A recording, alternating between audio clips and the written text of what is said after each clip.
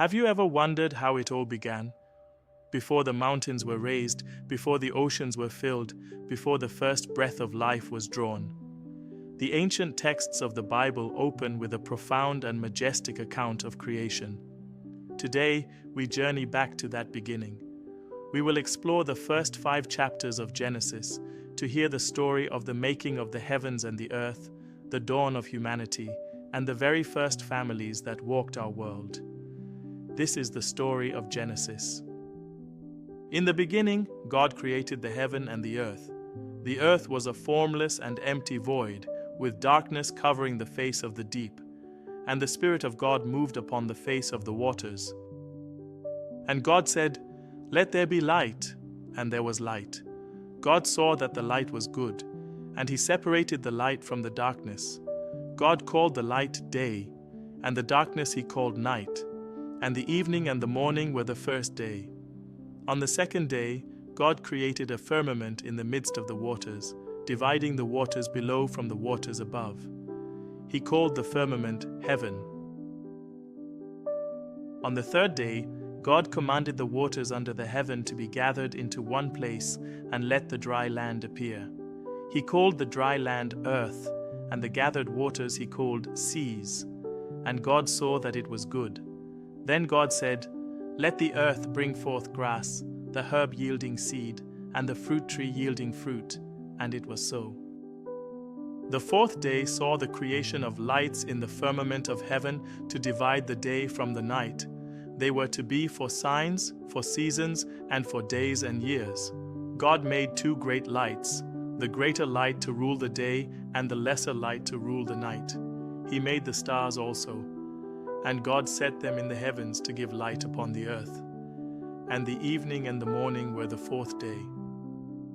On the 5th day, God said, "Let the waters bring forth abundantly the moving creature that has life, and fowl that may fly above the earth." And God created great whales, and every living creature that moves in the waters, and every winged fowl. God blessed them, saying, "Be fruitful and multiply." On the 6th day, God said, "Let the earth bring forth a living creature after his kind, cattle and creeping thing, and beast of the earth." And God made the beasts of the earth, the cattle, and everything that creeps upon the earth. Then God said, "Let us make man in our image, after our likeness, and let them have dominion over the fish of the sea, and over the fowl of the air, and over the cattle, and over all the earth." So God created man in His own image. In the image of God created He him.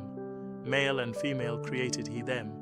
And God blessed them and said to them, "Be fruitful and multiply, and replenish the earth, and subdue it." And God saw everything that He had made, and behold, it was very good. And the evening and the morning were the 6th day. Thus the heavens and the earth were finished. And on the 7th day God ended His work which He had made, and He rested on the 7th day. God blessed the 7th day and sanctified it.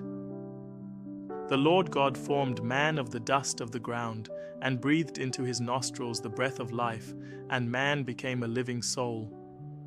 The Lord God planted a garden eastward in Eden, and there He put the man whom He had formed.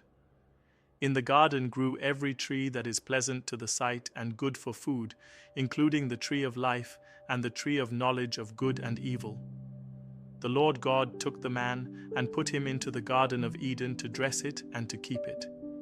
And the Lord God commanded the man, saying, "Of every tree of the garden you may freely eat, but of the tree of the knowledge of good and evil you shall not eat of it, for in the day that you eat thereof you shall surely die." The Lord God said, "It is not good that the man should be alone. I will make him a helper fit for him."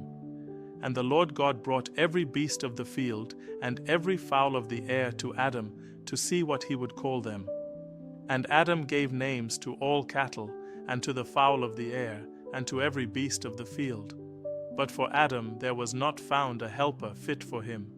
So the Lord God caused a deep sleep to fall upon Adam, and He took one of his ribs and made it into a woman, and brought her to the man.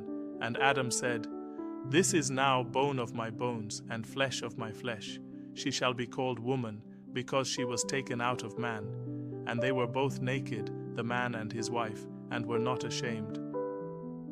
Now the serpent was more subtle than any beast of the field which the Lord God had made. He said to the woman, Has God indeed said, You shall not eat of every tree of the garden? The woman replied that they could eat from the trees, but of the fruit of the tree which is in the midst of the garden, God has said, You shall not eat it, nor shall you touch it, lest you die. But the serpent said to the woman, You will not surely die, for God knows that in the day you eat of it, your eyes will be opened, and you will be like gods, knowing good and evil. And when the woman saw that the tree was good for food, and that it was pleasant to the eyes, and a tree desirable to make one wise, she took of its fruit and ate. She also gave some to her husband with her, and he ate. Then the eyes of both of them were opened, and they knew that they were naked, and they sewed fig leaves together and made themselves coverings.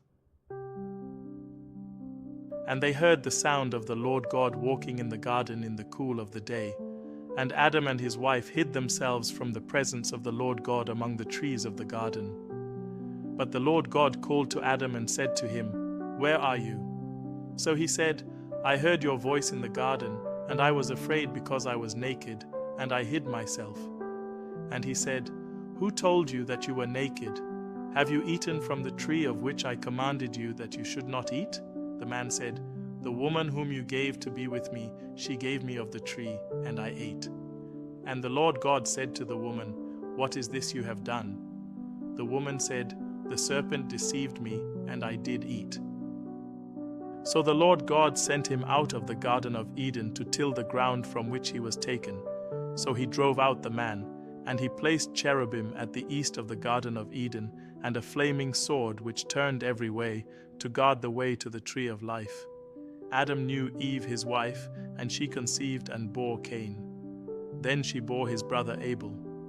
Abel was a keeper of sheep, but Cain was a tiller of the ground.